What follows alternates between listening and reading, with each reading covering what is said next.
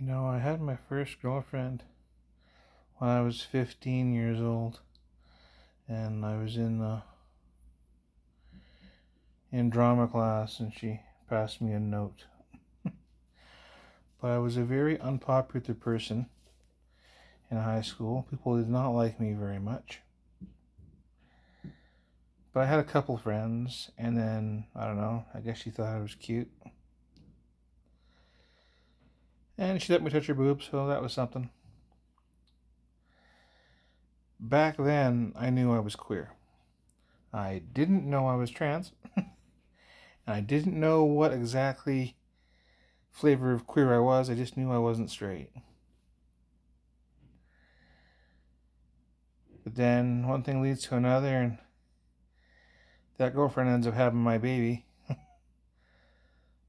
So that created all kinds of turmoil and fighting, and my my inner circle was very mad at me for that. But I stuck with that girl and that baby, and I married the girl eventually. But I waited until I was 20, so I wasn't I was still a baby adult. And then that fell apart right away because she was just using me to get out of a bad situation at home.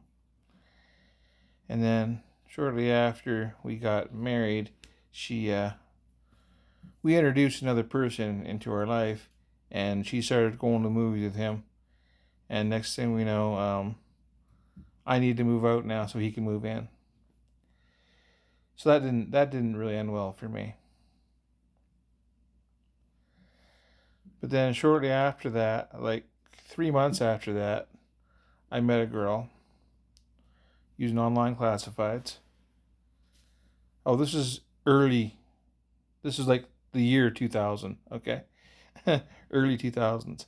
And so online dating has just kind of started. Before that, it was you met somebody at a class or at a job or something. Now we're in the online dating world, but it's just started. And so I was talking to her and two other chicks at the time. But she was the first one I met. And then we formed a bond. And I was with that woman for 20 years. So I went from high school girlfriend who became the wife to next girlfriend who also became the wife. Uh, and there was a couple of girls in between there, but like literally two. And obviously they didn't work out.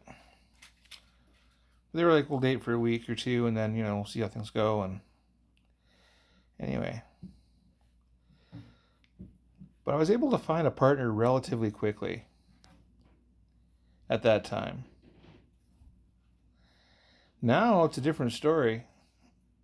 Now everything's online. Nobody meets in person anymore. And, because where are you going to meet somebody in person at? I don't take classes anymore. I've tried meeting people at the bar. That don't work. And so I got no way to meet people who are potential partners. And then on top of that, I stand out. I'm very much a trans woman. So I sound very manly. I look very masculine, but I wear makeup and dresses. And so to find a woman who's interested in that has not been easy, especially because I'm in small town Alberta. Even if I go to the bigger city, I can only go there so often, and it's hard to find people there too.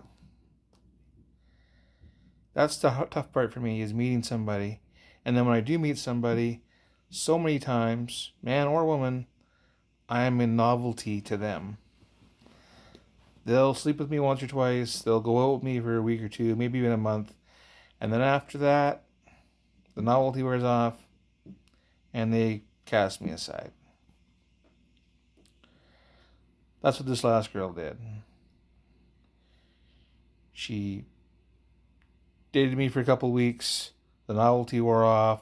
She's like, oh, I guess I don't love you because your place is messy. No, you just don't love me. If you love me, a box here or there would not deter that.